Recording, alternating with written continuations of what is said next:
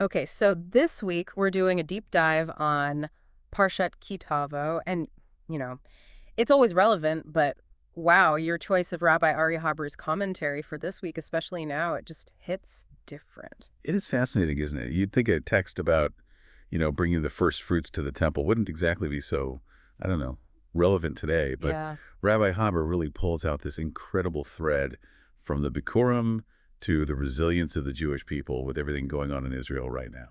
Yeah, I mean, seriously, bringing the Bikurim always felt like this kind of ancient ritual to me, Like a beautiful image, but kind of a distant one. But then you tie that to this whole idea of finding joy even when things are hard, especially now when it feels like every day it's just like, bam, more terrible news.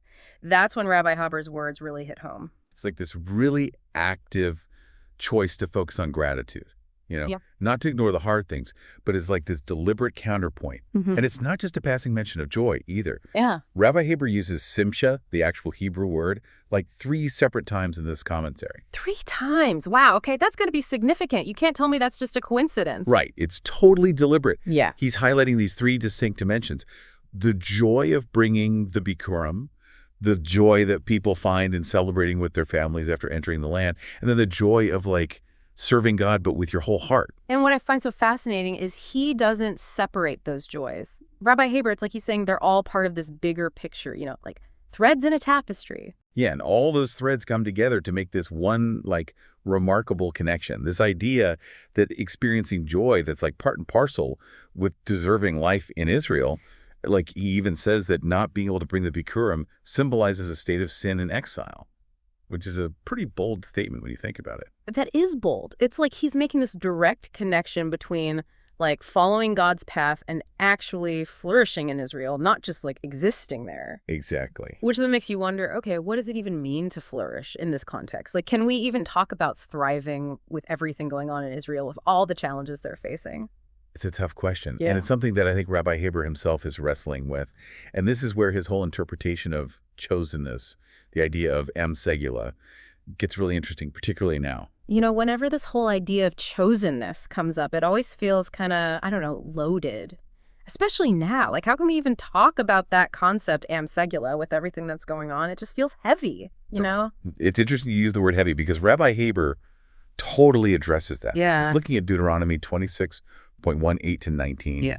where it actually talks about, segula Yeah. explicitly. Mm. But he's really careful about not interpreting that as like superiority. Yeah. Instead, he's framing it as this huge responsibility, this unique role we have, like being a beacon of God's light. Oh, that's a powerful image. Right. You can almost feel the weight of that metaphor. It's like, okay, great. So we're supposed to be this shining light, but the world out there seems to be getting like darker, not brighter. Yeah. So how does Rabbi Haber deal with that? Well, he connects it directly to what's happening right now. He doesn't shy away from the fear and pain that so many Israelis are experiencing right now. But then he puts that next to the historical resilience of the Jewish people. Right. It's almost like he's drawing the straight line from Abraham onward, Yeah. like saying this strength, this ability to just withstand, it's like built into who we are. It's true. Especially these last few weeks, that really resonates. But how does that tie back into this whole Segula thing? Is he saying that this resilience is like unique to us? I'm having trouble with that a little. I think what Rabbi Haber's getting at is that this resilience is part of our story, like woven into the narrative of our people. Yeah. And it's not passive either. He actually uses this really powerful analogy. He compares each individual to a Bikurim. Whoa, okay, you got to unpack that one for me because, wow, I never would have thought to put those two things together. Think about it. Each Bikurim, this little tiny offering, represents generations of struggle and perseverance. Yeah. Each one is a testament to the land's bounty, something that's like hard won and so deeply cherished. And Rabbi Haber is suggesting that each of us carry that same legacy. Like we all contribute to the ongoing story of the Jewish people. So it's not just about like being a light. It's about actively bringing our own light, our own Bikurim to the world. And that's part of what it means to fulfill this Segula idea. Exactly. It's about owning our story, recognizing how heavy our history is, but also all the potential that it holds. And that's what I think makes his focus on joy so insightful. I gotta say, the idea of joy being so connected to responsibility to resilience, it's not really where I thought we were going with this. Like, you're saying joy isn't just about, feeling good, but about finding that strength to keep going even when things are so hard. Yet it's about tapping into this like wellspring of strength, right? But not a strength that's like, oh, I'm going to ignore all the pain or pretend the struggle isn't real, but a strength that exists right alongside it. Remember how we were talking about those three instances of Simcha? Rabbi Haber actually says, and I'm paraphrasing a bit here, but he basically says, the joy of bringing the Bikurim, it's like this reminder that even in exile, even when things were really rough, we still held on to that hope of return. And then he talks about how that joy of family reminds us that we don't have to go through these things alone. And then finally, the joy of serving God, it reminds us that there's a purpose that's bigger than just us. Wow. Yeah, when you put it like that, it really changes how you see those three joys, doesn't it? It's Yeah. not just about celebration, it's about connecting to something way deeper, that thing that fuels us to keep going. Yeah, exactly. And this is a really crucial point. This isn't just about you and your own personal journey.